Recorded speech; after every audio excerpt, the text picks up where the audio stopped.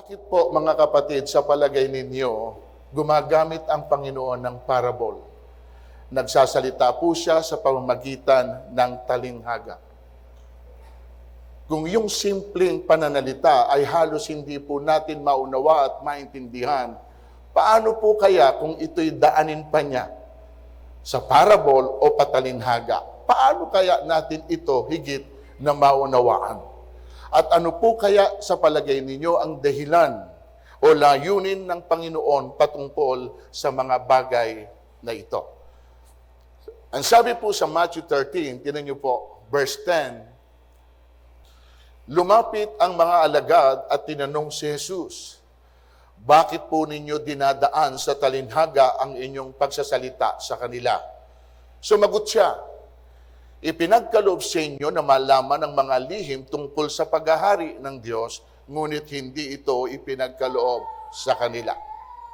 Na dito pa lang po mga kapatid, sa praise na ito, ay meron na po tayong dapat na ipagpasalamat sa Panginoon. Sapagkat ang sabi niya rito, ipinagkaloob sa inyo na malaman ninyo yung bagay na hindi sadyang nalaman ng iba. At maliban nga po na ito ipinaunawa sa atin ng Panginoon, mahirap po natin itong maintindihan. At dito sabi niya, may binigay ako sa inyo, hindi naibigay sa kanila. Hindi dahil hindi ko gustong ibigay ito sa kanila, kundi dahil hindi nila maintindihan at maunawaan yung bagay na gusto kong gawin at mangyari para sa kanila. And that, dahil po doon, sapagkat ang mayroon ay bibigyan pa at mananagana, ngunit ang wala, kahit ang kaunting nasa kanya, ay kukunin pa. Verse 13, nagsasalita ako sa kanila sa pamamagitan ng talinhaga, sapagkat tumitingin sila, ngunit hindi nakakakita. At nakikinig, ngunit hindi nakakarinig, ni nakakaunawa. Nakita po ninyo ang dahilan ni Lord kung bakit patalinhaga yung kanyang pangungusap. Kasi po, ang kinakausap po niya, wala pong interest doon sa kanyang sinasabi. Bakit ko po nasabing wala silang interest? Tingnan niyo po rito, tumitingin naman eh. Bakit walang makita? Nakikinig naman. Bakit po walang naririnig? Sino po ang mga taong ito? Ito po yung mga taong walang effect sa kanila. Ang anumang salita na sinasabi ng Panginoon na naririnig nila. Kaya, Matthew 13:14, natutupad nga sa kanila ang hula ni Isaiah na nagsasabi, makinig man kayo ng makinig, hindi kayo makakaunawa, at tumingin man kayo ng tumingin, hindi kayo makakakita. Why? Sapagkat naging mapurol ang isip ng mga taong ito. Mahirap makarinig ang kanilang mga tainga at ipidikit nila ang kanilang mga mata. Kundi gayon, di sinsanay nakakita ang kanilang mga mata, nakarinig ang kanilang mga tenga, nakaunawa ang kanilang mga isip, at nagbalik loob sa akin at pinagaling ko sila, sabi ng Panginoon. Ano daw pong dahilan mga kapatid? Dahil naging mapurol ang isip ng mga taong ito. Masakit po ito mga kapatid na marinig mismo sa bibig ng Panginoon yung pong pananalitang mapurol ang isip ng mga taong ito. Amen po ba mga kapatid? Para pong ganito lang ang tono, no? Kasi mga bobo kayo eh. Mga wala kayong alam. Kaya hindi nyo maunawaan ang mga sinasabi ko. Kung ganito po natin i-interpret yung sinabi po ng Panginoon, masakit po ito. Bakit hindi nyo maunawaan? Kasi mapupurol ang isip ninyo. Pero ang tinutukoy po niya rito na mapurol ang isip, hindi po yung mga taong wala talagang kakayahan na umunawa o unawain yung kanilang nakikita at naririnig. Ang sinasabi niya rito na mapurol yung isip, mga kapatid, ay yung mga taong may kakayanan naman na makarinig at makakita. Pero ano ginagawa nila? Deliberately, intentionally, na ipinipikit nila ang kanilang mata. Tinatakpan nila ang kanilang mga tenga. Why? Kasi hindi pa sila nakahanda doon sa pwede nilang marinig at makita. Naintindihan po ninyo? Hindi po ba iyan ang dahilan ng marami sa mga tao? Kaya hanggang ngayon, hindi pa rin sila makapag-decide na talagang sumuko at maglingkod sa Diyos? Dahil may mga bagay pa sila sa buhay nila na hindi sila nakahanda na ito ay bitiwan at talikuran. Amen po ba? Dahil dito, mga kapatid, ano po ang gagawin po nila? Hindi sila nakahanda eh. So ipipikit nila ang kanilang mga mata at magbibingi-bingihan sila na parang walang nakita at narinig. Kaya nakita po niyo yung word na ginamit noon? Kung di gayon, di sinsana. Kung di ganon, kung hindi nila ipinikit ang kanilang mga mata, kung hindi sila tinakpan ang kanilang mga tenga, kung hindi sila nagbingi-bingihan, di sinsana. Nakakarinig sila, nakakakita sila, at sa oras na makakita sila at makarinig sila, magdidesisyon sila sa sarili nila at sila'y magbabalik loob sa akin. At kapag sila'y nagbalik loob sa akin, pagagalingin ko sila. Saan? Sa kanilang sakit na hindi makaunawa. Sa mga bagay na hindi nila kayang bitawan bilang pagsunod sa atin pong Panginoon. At mga kapatid, kapag hindi po nangyari ang layunin ng Diyos sa isang tao, alam natin kung sino ang may gawa nito. At yan ang pag-uusapan natin ngayon na ang title ng message po natin, pinamagatan ko pong Evil Works. Evil Works.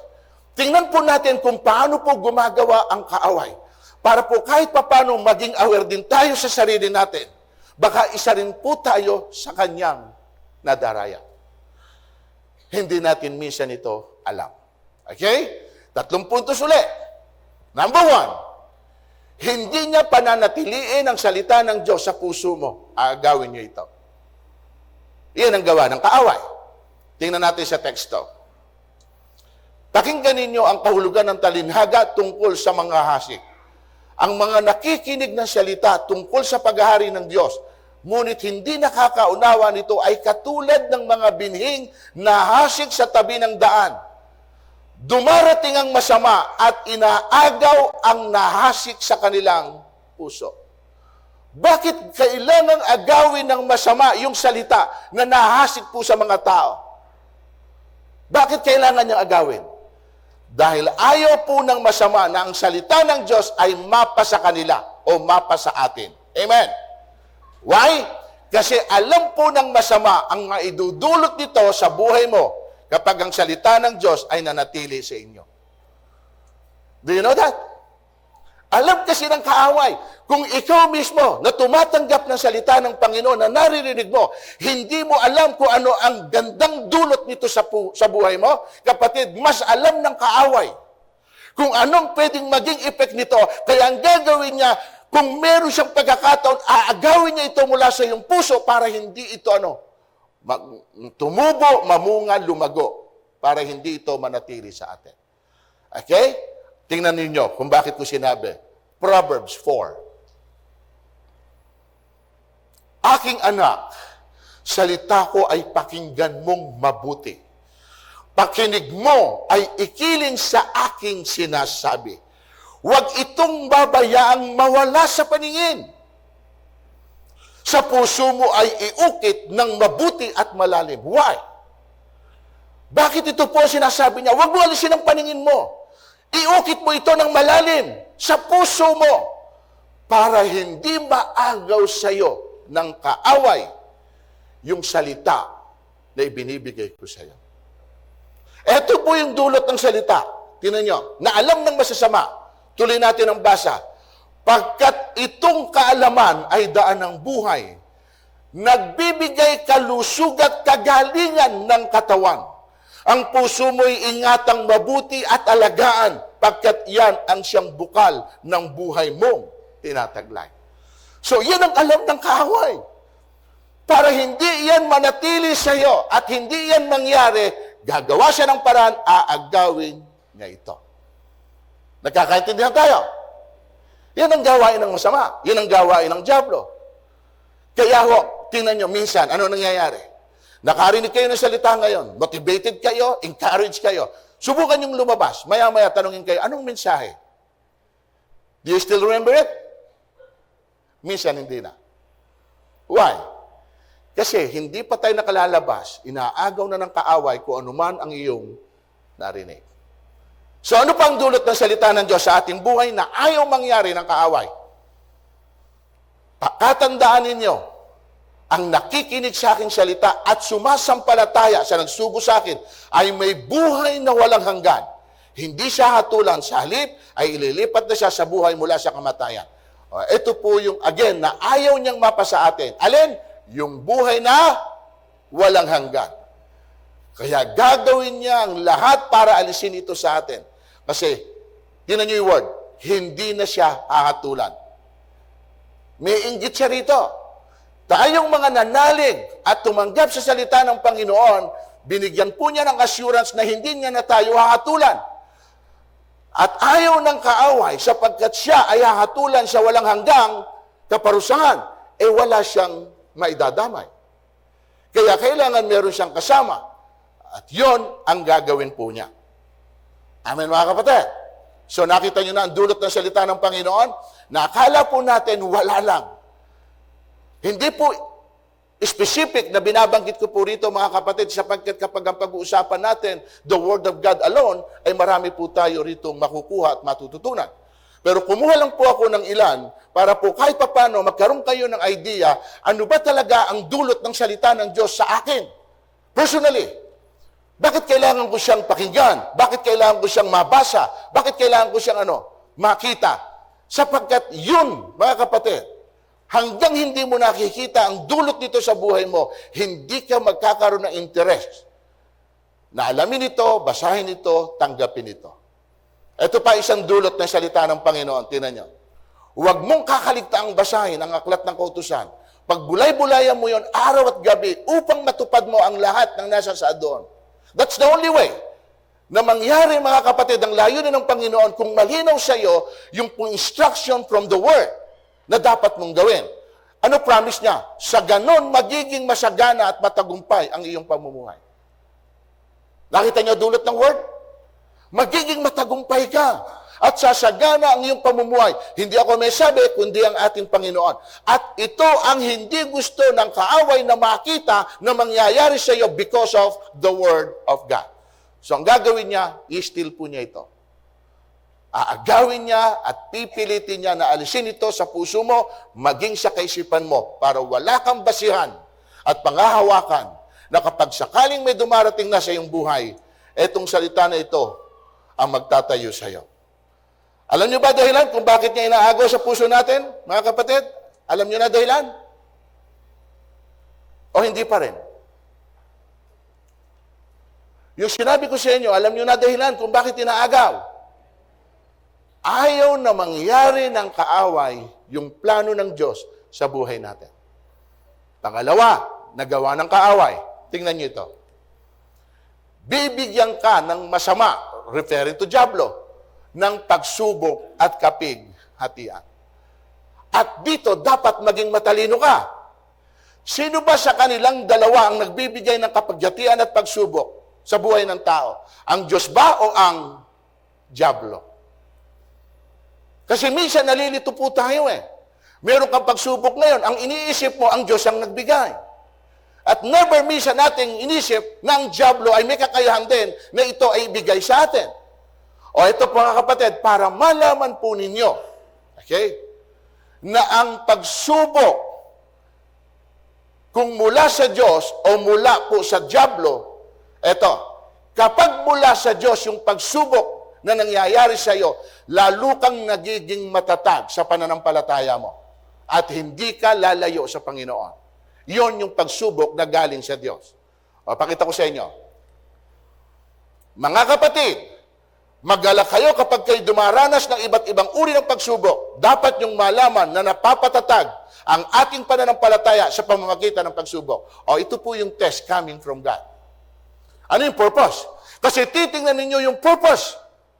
Bakit ka may pagsubok? Kung yung pagsubok na nangyayari sa iyo ay siyang naglalayo sa iyo sa Diyos at nawawalan ka na ng gana sa Diyos dahil iniisip mo na bakit ginagawa ito sa iyo ng Diyos, yon ang pagsubok ng kaaway na inilalagay sa iyo para lumayo ka sa Panginoon. Pero kung pinatatatag ang pananampalataya mo sapagkat alam ng Diyos, anak, hindi lang yan ang pwedeng daanan mo o danasin mo. Mayroon pang masigit na pagsubok ang pagdaraanan. Pero kung naging matatag na ang pananampalataya mo, dahil sa mga pagsubok na pinagdaanan mo, anuman ekang dumating sa iyo, unshakable ka sapagkat matibay na at matatag na ang pananampalataya mo sa Diyos. Amen ba mga kapatid? Palakpakan nga natin ang Panginoon.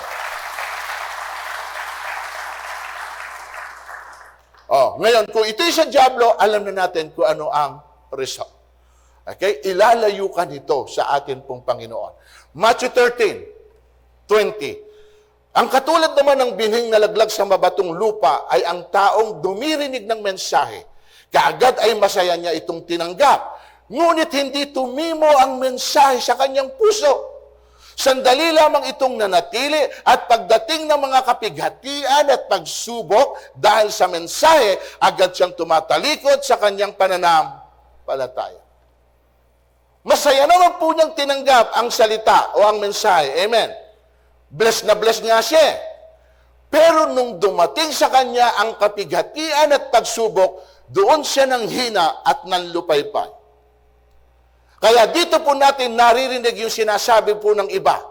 Kung kailan eka ako lumapit sa Diyos, kung kailan eka gusto ko nang sumunod, doon naman eka sunod-sunod ang dating ng pagsubok.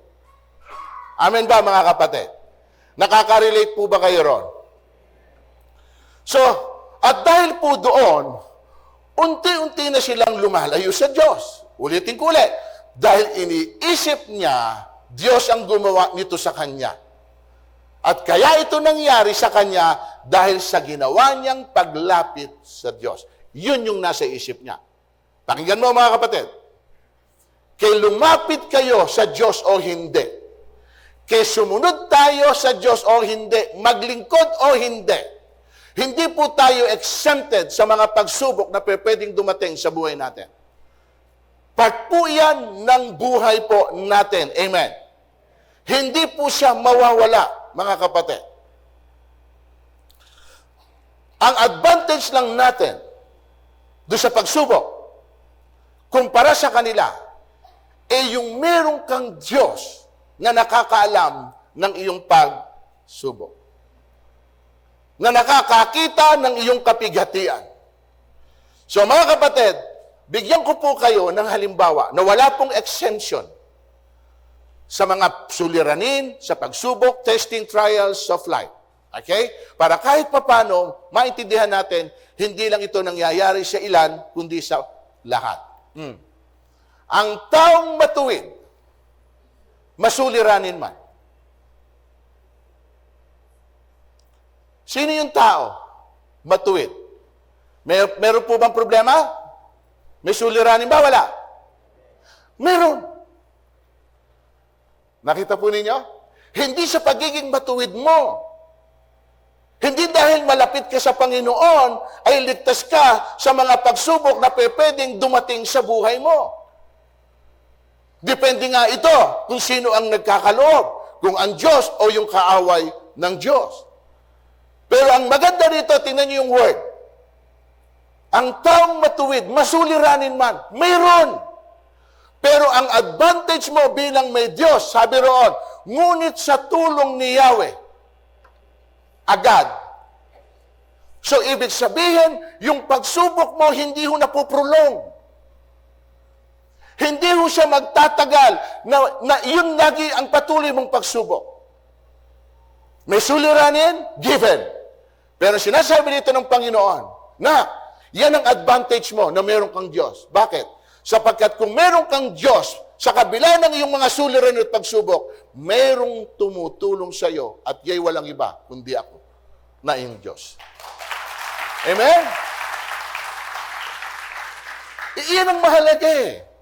Yung alam mo at the back of your mind, Dumaan ka man sa mga bagay na yon, alam mo na mayroong isang Diyos na nangako sa iyo na hindi kanya pababayaan kahit ano mangyari. At tutulungan kanya na makaalis doon sa problema na yon.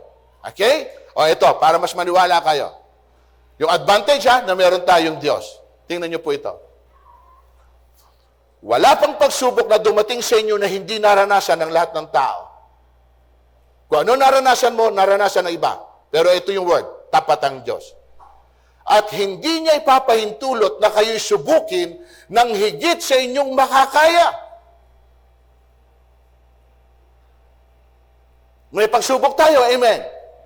Pero yung pagsubok mo, ang sabi ng Panginoon, hindi niya yan hinayaan kung sino man ang nagbigay. Kung pagsubok man ito ng kaaway, pagsubok man ito ng Diyos. Pero ito sabi niya, hindi niya tayo hahayaan na dumako o pumasok sa pagsubok na hindi niya tayo bibigyan ng ano? Ng kakayahan. Nakita po ninyo? Kung ang Diyos man ang nagpahintulot nito, nasubukin tayo, pagdating ng pagsubok, bibigyan niya kayo ng lakas. So sa akin, parehas lang. Kung ang diablo man ang sumusubok sa akin, basta nandyan ang Panginoon na nagbibigay sa akin ng kalakasan, mapagtatagumpayan ko kung ano man yung pagsubok na dinadanas ng buhay ko. Bakit? Sapagkat merong isang Diyos na nagbibigay sa iyo ng strength. That's the whole point, mga kapatid. Nung bagay na pinag-uusapan natin. Okay?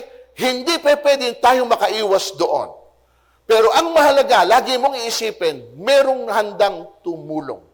Merong isang Diyos na magbibigay sa atin ng way out para malagpasan natin yung bagay na ito. At tingnan mo yung word nun, hindi niya papahintulot ng higit sa iyong makakaya. Tingnan yung word, siya nagdidesisyon. Hiniling ni Satanas sa Diyos na subukin si Job. Pero nasabi ng Panginoon, huwag mo lang siyang papatayin. Meron pong hangganan lang. Nasa kamay pa rin ng Diyos ang kapahintulutan kung hanggang saan pwede kang subukin ng kaaway o mismong siya na ating pong Panginoon. Hindi niya ito gagawin sa iyo nang higit sa iyong makakaya. So therefore, ito mga kapatid, sabihin mo sa sarili mo, kaya ko ito. Sapagkat may isang Diyos magbibigay sa akin ng kalakasan para mapagtagumpayan ko ang anumang pagsubok sa buhay ko. Amen? Hindi pwede na hindi ninyo ito mapagtatagumpayan. Sapagkat, listen mga kapatid, paulit-ulit na lang. Hindi kayo pwedeng ideklara na naging victorious kung wala kayong naging laban. The only way na maranasan nyo na naging victorious kayo sapagkat humarap kayo sa battle. At iba ang pakiramdam nang ikaw ay nanggaling sa pakikibaka at pakikipaglaban at matapos na ito'y mapagtagumpayan mo, ideklara ka man, masasabi mo, worth it. Bakit? Kasi hinarap mo, hindi mo siya tinalikuran.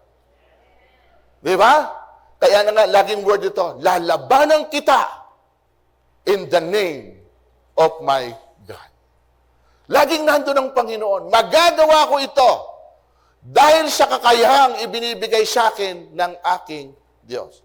I can do through Him who give me the strength. Amen po ba mga kapatid? Laging ganon, i-motivate mo ang sarili mo. I don't know kung sino man ang naririto ngayon na may pinagdadaanan. Hindi ka man nagsasalita, pero alam mo sa sarili mo, pinanghihinaan ka na ng loob. But this message is intended for you. Hindi aksidente na ipinarinig ito sa iyo ng Panginoon. Merong kaaway na pwedeng i-challenge ka. Pero ang mahalaga rito, lagi mong isipin, keep in mind, na merong isang Diyos na mas malakas kaysa sa kaaway at yon ang nasa side mo at hindi sa side ng kaaway mo. Amen? If God is on my side, tandaan nyo, if God is on my side, I will be a conqueror.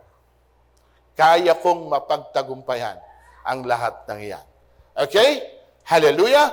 And then, tingnan nyo po, mga kapatid, sample ng mga pagsubok na pagdadaanan.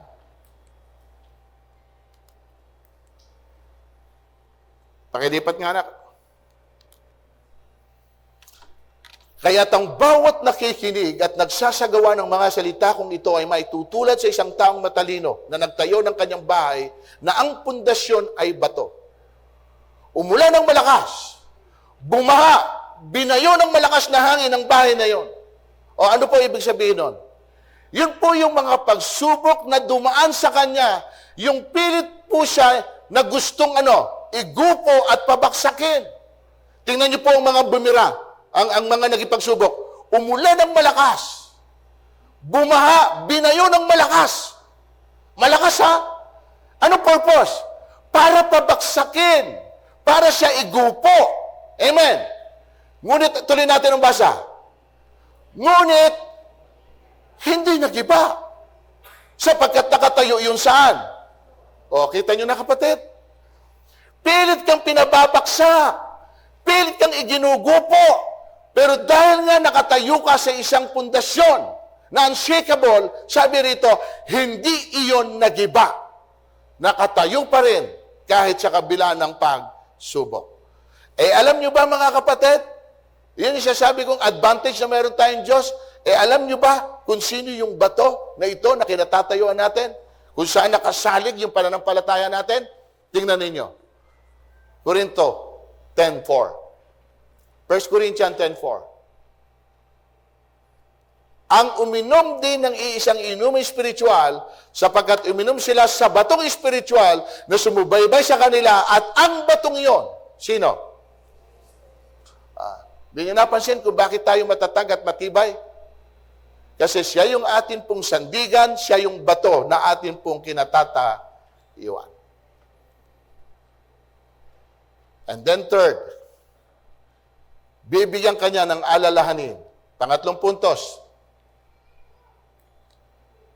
bibigyan kanya ng alalahanin o pagkabalisa sa buhay. Verse 22, tingnan niyo po. Ang binhi namang nahulog sa may damuhang matinik na halaman ay naglalarawan ng mga taong dumirinig ng mensahe.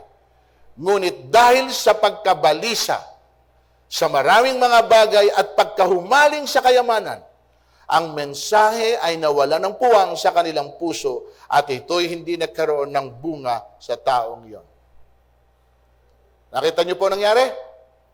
Nakarinig naman, pero naging abala sa maraming bagay.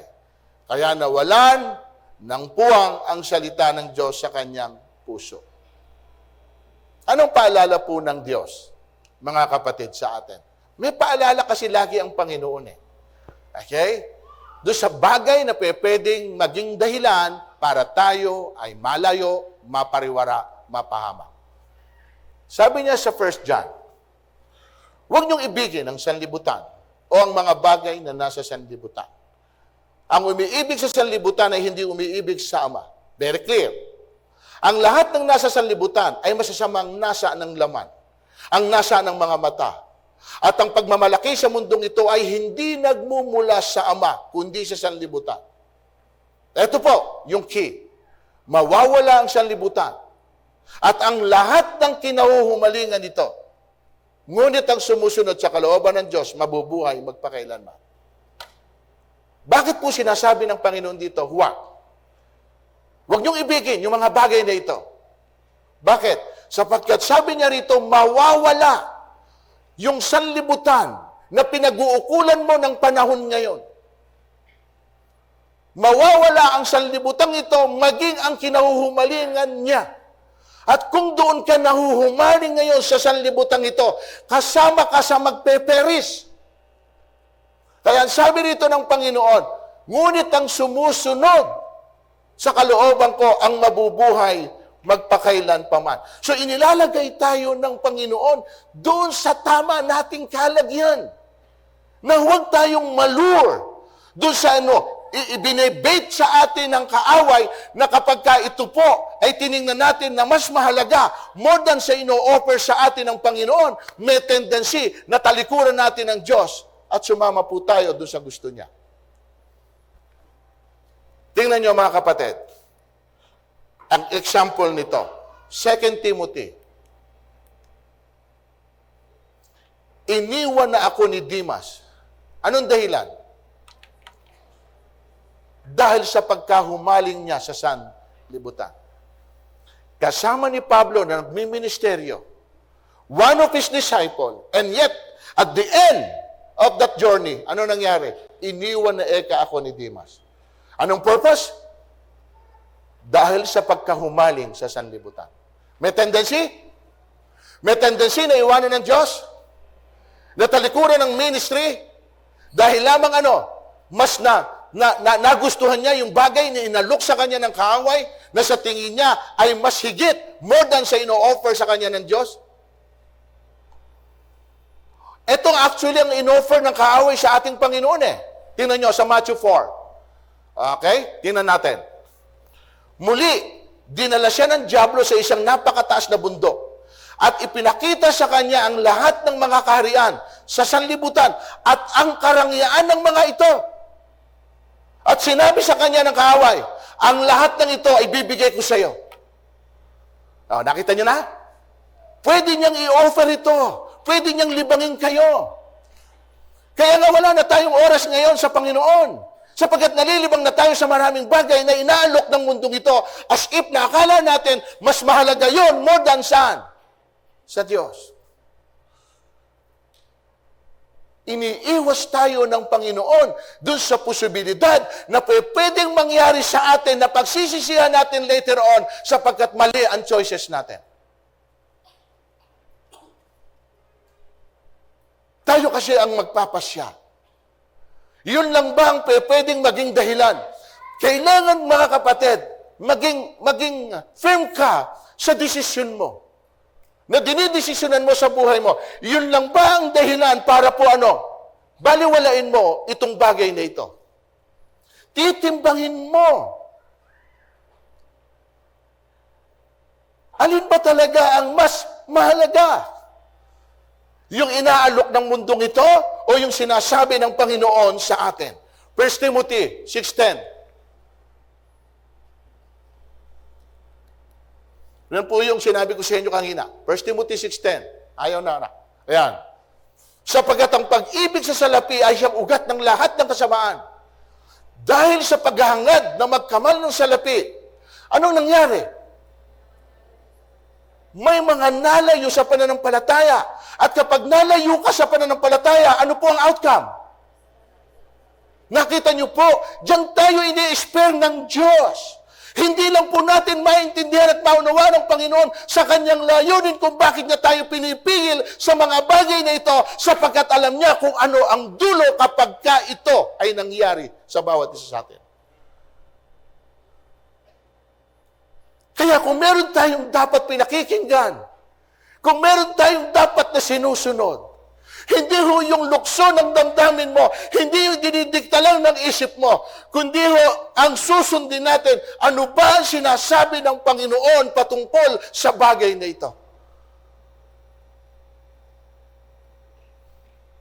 Hindi ho nagkulang ang Panginoon sa paalala sa bawat isa sa atin.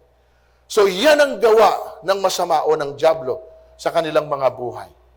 Sayang po ang pagkakataon na sila'y nakarinig, pero hindi po nagkaroon ito ng kapangyarihan sa kanila yung mga bagay na kanilang napakinggan. Kasi hindi nila pinahalagaan yung salita na narinig nila na dapat ay nanaig sa kanilang mga buhay.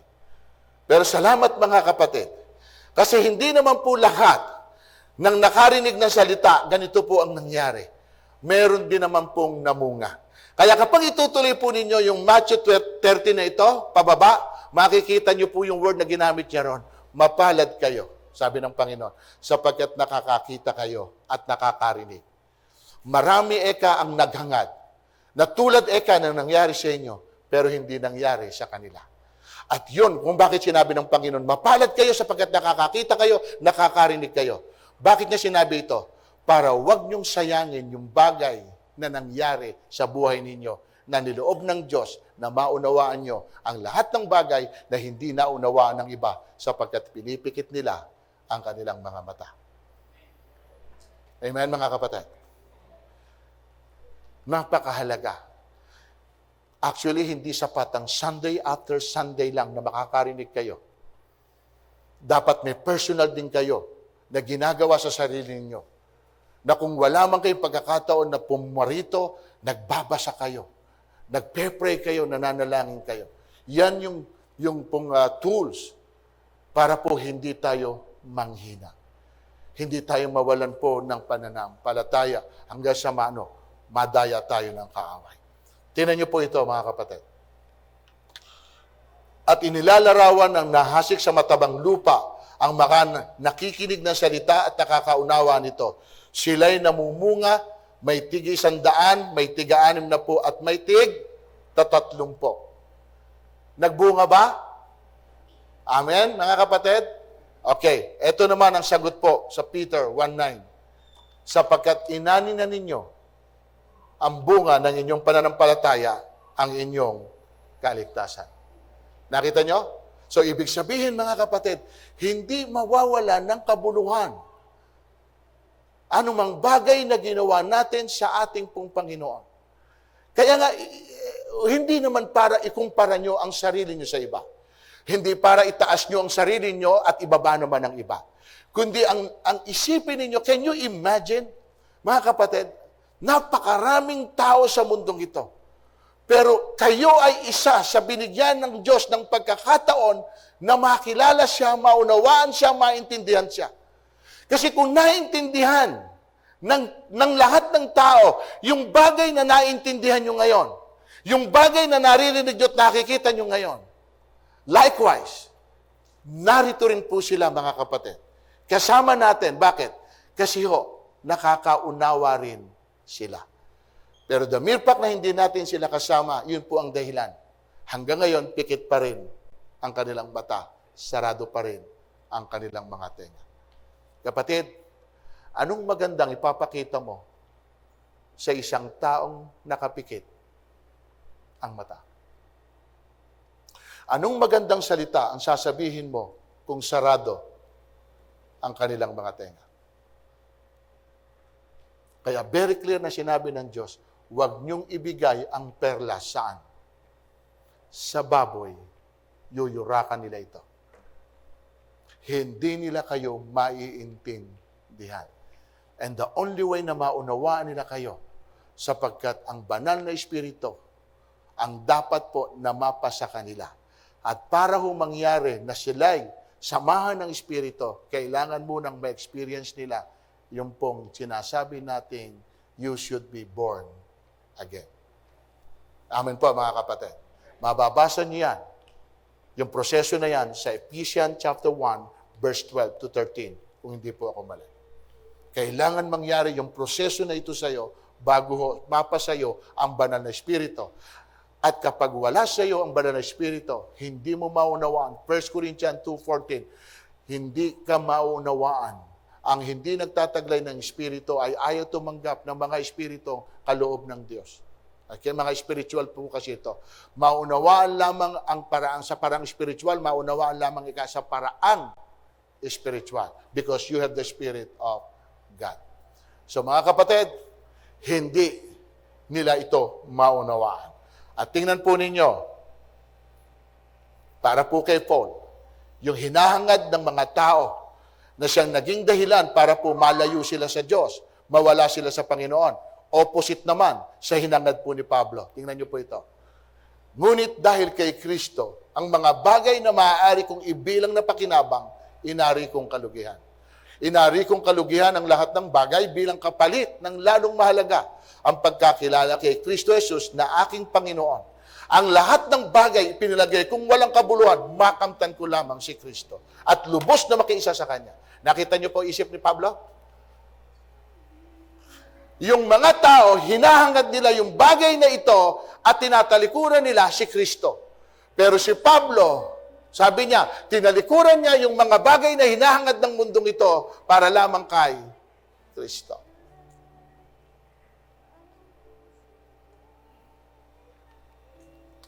So mga kapatid, pinakita ko lang po dito yung nagiging dahilan ng mga taong ito kaya hindi sila nagpapatuloy sa Panginoon. Yung mga pagsubok at alalahanin sa buhay. yung paghahangad ng mga bagay sa sanlibutan. Dito, binalingwala po lahat yun ni Paul. Makamtan lang niya yung higit na mahalaga sa kanya, ang makilala si Kristo at maging kaisa niya.